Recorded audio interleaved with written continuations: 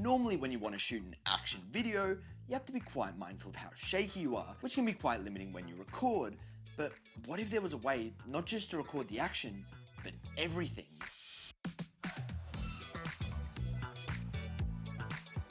Action cameras have been out for a while now, and I kind of need that camera back. There we go. The whole idea of capturing exhilarating moments in your life from a first-person perspective isn't new by any means. Especially now in the digital era and consumer-grade electronics like the GoPro, this has been accessible to many. And ever since that we've been graced with the Insta360 X4, we've been able to shoot things that we can see, but also what we can't see. So it doesn't matter if you record like this, or even like this. You can always adjust your shots. But how do you adjust your shots? All you gotta do is jump into the app, open one of your videos, and you can edit in Quick or Pro mode. Now, in Quick mode, your videography game is literally turned into a game with joystick controls and even motion controls.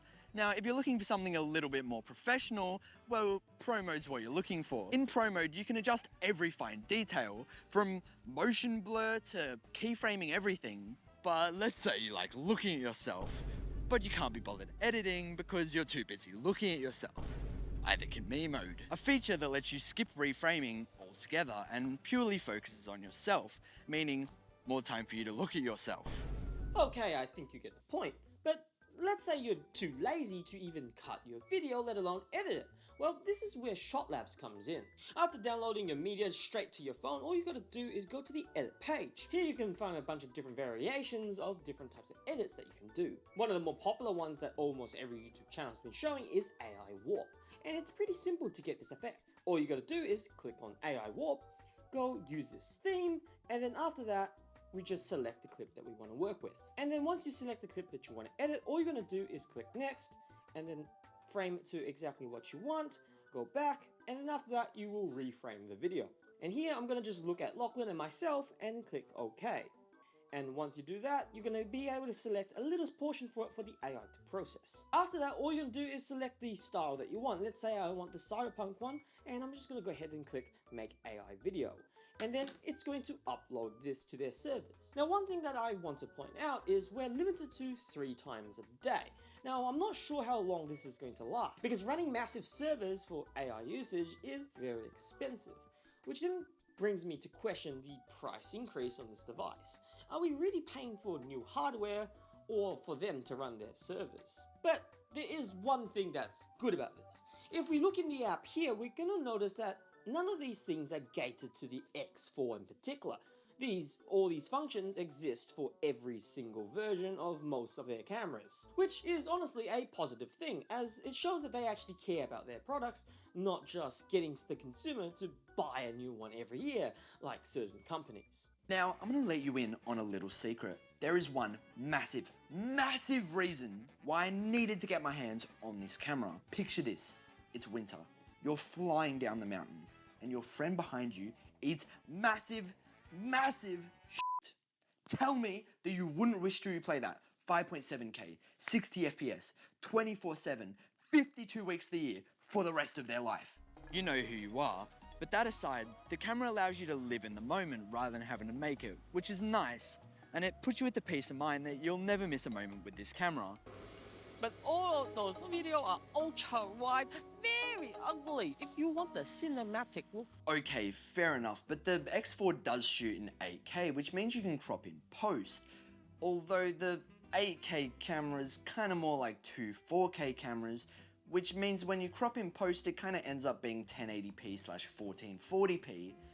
4K. 8K? Okay, very cool, but still no background blur, still look trash. Okay, you got me there. But if we just bring this footage into DaVinci Resolve, add a clip here, 3D key this, add some blur here. Okay, you happy now? No, my grandson Jimmy, PhD in aerospace, his camera fly, your camera's so trash. Okay, I'll do you one better. Can your drone fly here, or here? But you know what can also fly here? The like and subscribe button.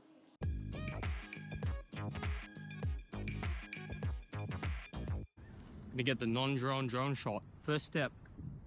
See, the drone starts from the ground, and when you fly up, it accelerates. So, right, that's the drone's flying.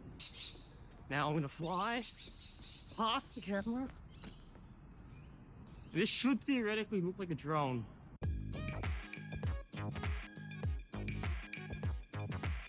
If you're wondering at home, no, we didn't attach the X4 to a bird, but with the use of camera's blind spot, it creates shots that essentially make the camera appear as if it levitates. I'm among the monkeys. Everything is I'm climbing. I am. I'm in a tree. I'm in a tree, Kevin. Yeah, you're in a tree. There's no contrast. I'm in a tree. And if you've ever thought about using a drone to capture footage, you'd be unpleasantly shocked by the plethora of rules and regulations that one must follow, which in some cases can make it impossible to film. And compared to a professional camera, it can be hard to keep up with the action, especially if you're running. I mean, there's no way that a mirrorless camera can keep up with this kind of action, and especially not. What the fuck? Okay, but seriously, if we compare it to the Galaxy or the iPhone, we can actually see that the iPhone is better. Well, this is probably because we're only going in a straight line, and with the iPhone having embodied image stabilization plus electronic stabilization, the Insta360 just cannot keep up. But if we think about it in a different way with the 360 aspect, you can't really turn around with the iPhone unless you can somehow reverse time and turn the camera while you're running. Now, the X4 is actually pretty damn good, and it's seemingly perfect when it comes to easily capturing out and about action, whether it be on the snow, road, or even water. However, when it comes to picture quality, I think I can pretty confidently say that the X4 is about as good as it gets when it comes to an action camera, but by no means is it going to stack up against a professional camera or even a high-end smartphone in pure image quality. But for the average consumer, it will do. A little noisy, but still really good. But you know what else is great? The like and subscribe button. So make sure you hit those and leave a comment on what you think. With that being said, I'll see you guys next time.